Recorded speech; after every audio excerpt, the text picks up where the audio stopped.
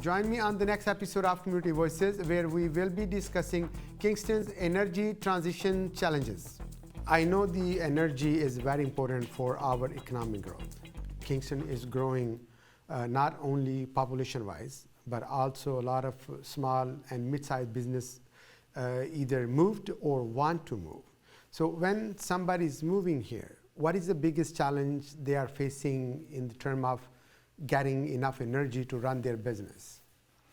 Yeah, we're definitely seeing a lot of new businesses wanting to locate here, and a lot of them are in the battery supply chain area, with Umicore announcing their big project just west of here.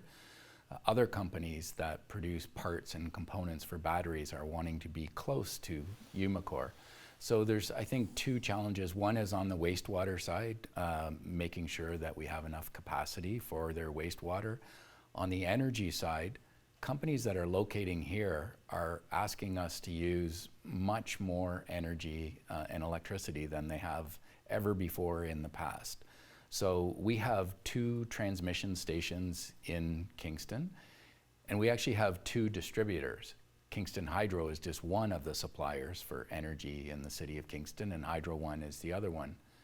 Both of those transmission stations are either at or close to capacity, so we need to make sure that we have enough transmission capacity to service all of the new growth in the city.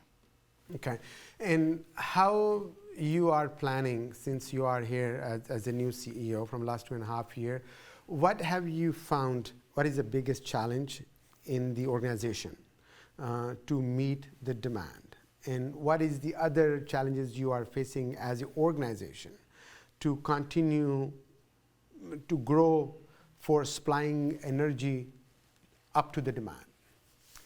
Yeah, that's a great question. There's always challenges and it's always changing. I think coming out of COVID, we did find a lot of challenges with the supply chain for parts, in particular for meters and transformers. Things that used to take maybe 6 to 12 months are now taking, 18 to 24 months to order them to ensure that we have enough supply. We're also seeing a lot of people that have been in the utility sector for a long time. We've got some fantastic employees that have been there 25, 30, 35, even 40 years. They're starting to consider retirement and moving on with their lives. And so we have a younger workforce coming in and trying to recruit them into the Kingston area. Those are challenges as well. Some of the challenges with enough supply of electricity, those aren't unique to Kingston. Those are happening across the province with all of the growth around the province. So we want to make sure that we get our fair share of that new energy supply that's being developed by the province. Okay. And then the first question, you mentioned that we are maxing out our capacity to storage. So would you like to elaborate the situation? What is our capacity now? And how much we need more? And are we ready to grow or build infrastructure to store that energy so we can use, or we can supply to the industry or consumers, local consumers? So on the demand, on the supply side, the province has an organization called the Independent Electricity System Operator, and they manage the whole market for electricity in the province. And they do planning on a regional basis, and they have actually, because of the growth in Kingston, they've started doing their next planning cycle a year early, and we're working with the City of Kingston, with Hydro One, and all of the large organizations in the city to try and get a sense of how much energy capacity they need so we can feed that to the IESO and they can do appropriate regional planning.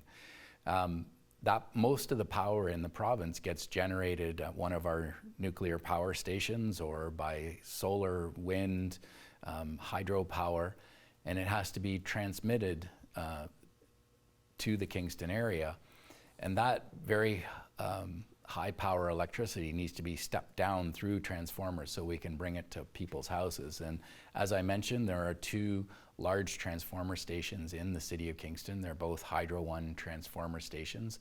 The one at Frontenac is actually getting close to capacity, and the one at Gartner's Road is also nearing capacity. So along with Hydro One and the IESO, we believe there's going to be in the next 5 to 10 years a need for a new transmission station in the city of Kingston. And these are long-term projects. They're 8 to 10 years to get them built and could be 30 to 40, $50 million. So they take a lot of advanced planning, and that's something we've just issued a request for proposals for someone to do a business case for us on that. Okay. But between now and that time they build, how are we going to act? Are we going to be okay? Is it something the public should be worried about it? You know, we're monitoring this every day, and we're looking at all kinds of alternatives. You mentioned storage, and we have Wolf Island nearby with all of the windmills. And one of the challenges with the electricity system, the grid in Ontario right now, is we don't have any way to store when we have surplus energy, when the wind is blowing more than we need. So the province as a whole is issuing RFPs to create battery storage projects. You might have heard of some of the huge projects, the Oneida storage project, the Volkswagen battery storage and production facility. And there's an opportunity for some of those to come into the Kingston or Eastern Ontario region. We're also working with a Canadian company called HydroStore, and they have a technology that allows them to store up to 400 or 500 megawatts of energy under the ground and then use it when we need it. So that's another thing that we're pursuing right now. Community is at the heart of what we do. This is YourTV, truly local.